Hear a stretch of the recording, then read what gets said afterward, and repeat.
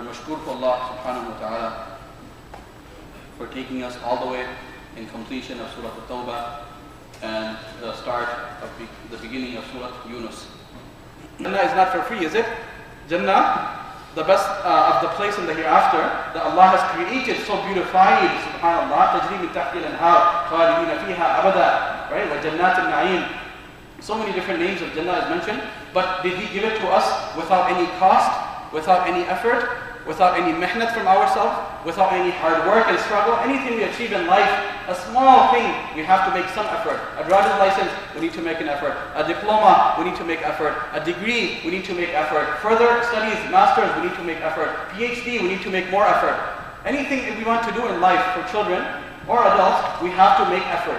So how does that Jannah, that is the ultimate place for Muslims to go, for believers to go, for insan to go, and because the merciful Lord is there created for you, He wants something in return of that. What is that something?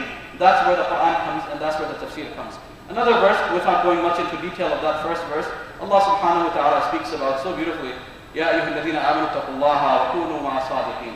Subhanallah. This is, O believers, number one, the believers who have iman, the people who already are known as al-mu'minun. اتقوا الله, meaning be aware of Allah, be cognizant of Allah, recognize Allah Azza wa Jal, fear Allah subhanahu wa ta'ala, وَكُونُوا مَعَ الصَّادِقِينَ, and always be with those people who are righteous.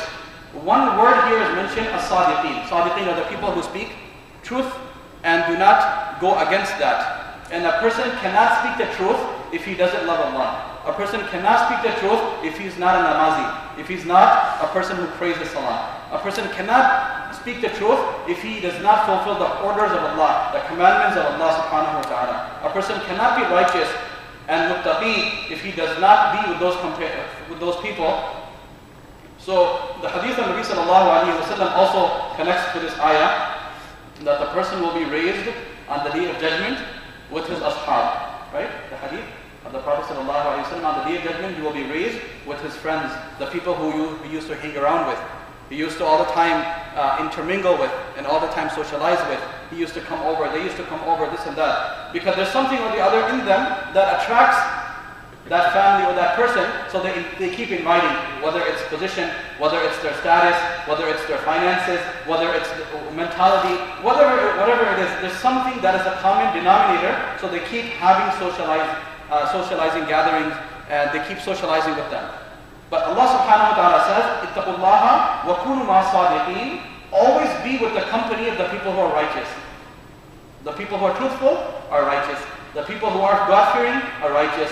The people who are pious and the people who fulfill the hukum of Allah subhanahu wa ta'ala and put every single thing on top that Allah Azza wa Jalla is asking me, this is known as وكونوا مع الصادقين.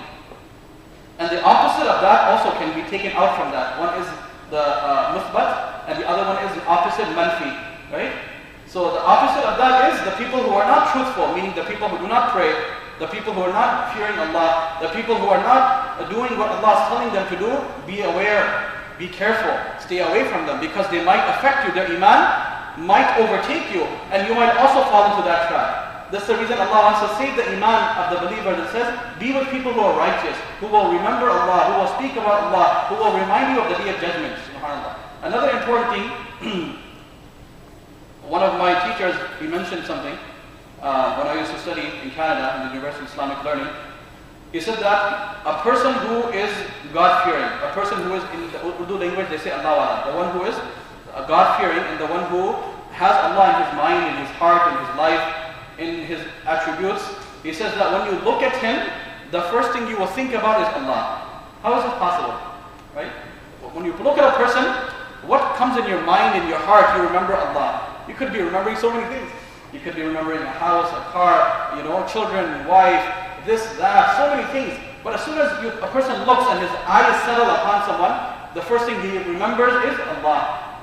So he says this is one of those qualities and those signs of that person who reminds you that he is connected to Allah Azza wa Jal. This is a person who has Allah in his mind, hadir and nadir, the istihdar of the Rabb. Subhanallah. This is what one of my shuyukh said. Our hearts أقول قولي هذا وأستغفر الله لي ولكم ولسائر المسلمين والمسلمات. استغفروا إنه هو الغفور الرحيم.